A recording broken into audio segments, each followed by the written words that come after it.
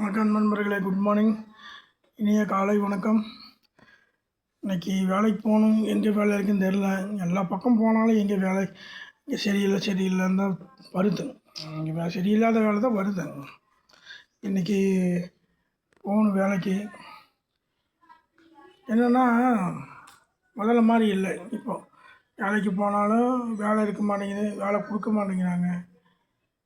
2 நாள் வேலை கொடுக்குறாங்க, 3ஆவது நாள் வேலையெல்லாம் போயிடுது. இல்லாமல் யூடியூப்பில் மெயில் அனுப்பிச்சாங்க. நான் பார்த்து ரீப்ளை பண்ணிட்டேன். முடிஞ்ச அளவுக்கு ரீப்ளை பண்ணுறேன். இது அவங்க நான் வீடியோ போடுறது மூலமாக தெரிஞ்சுக்கிட்டாங்கன்னா இன்னும் நல்லாயிருக்கும். நாங்கள் மெயில் அனுப்புறதுக்கு வீடியோ போடுறது மூலமாக தெரிஞ்சுக்கிட்டால் இன்னும் நல்லாயிருக்கு. அதை பார்க்க மாட்டேங்கிறாங்க. மெயில் அனுப்புனா மெயில் மூலமாக பதில் சொல்கிறது தான் நல்லது. வீடியோ மூலமாக பதில் சொன்னால் உங்களுக்கு யார் ஒரு ஆள் பார்ப்பாங்க. ஆனால் மெயில் ஒரு ஆள் தான் பார்க்குறாங்களாட்டுருக்குது. மெயில் ஒரு ஆள் கன்ஃபார்மாக இருக்குது. ஆனால் ஒரு ஆள் அதனால மெயில் அனுப்பிச்சிட்டேன். நேற்று நைட்டு கூட மெயில் வந்திருந்து காலையில் ரீப்ளை பண்ணிட்டேன். மெயில் என்ன இந்த பதில் சொல்லிட்டேன், என்ன ப்ராப்ளங்கிறத சொல்லிட்டேன். இப்போ ஒவ்வொன்றா சரியாயிட்டு வருது. சரிங்களா?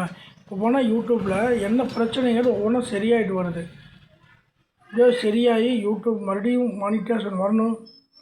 எனக்கு முதல்ல மாதிரி 1,70,000 வியூஸ் 2 லட்சம் வியூஸ் போகணும். எனக்கு அந்தளவுக்கு போனால் தான் என் மனசு திருப்தியாக இருக்குது. அந்தளவுக்கு அது போகிற வரைக்கும் நான் விட மாட்டேன்.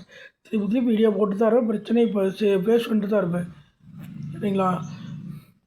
பிரச்சனையை ஃபேஸ் பண்ணிட்டு தான் இருப்பேன். பிரச்சனை சரி பண்ணி யூடியூப் மறுபடியும் ரன்னிங் ஆகணும். சரிங்களா? அது வரைக்கும் நான் விட மாட்டேன். இல்லைன்னா அது வரைக்கும் நான் வீடியோ போட்டு தான் இருப்பேன். கண்டினியூவாக வீடியோ போட்டு தான் இருப்பேன். வியூஸ் வர்ற வரைக்கும் விட மாட்டேன். சரிங்களா? நான் ஒரு வேலை செஞ்சுட்டு பாதியிலே விடக்கூடாது. முழுசாக எடுத்து அதை ரெடி பண்ணி ஓட்டி காட்டணும். அதுதான் என்னோடது. சரி, பாய் நண்பர்களே.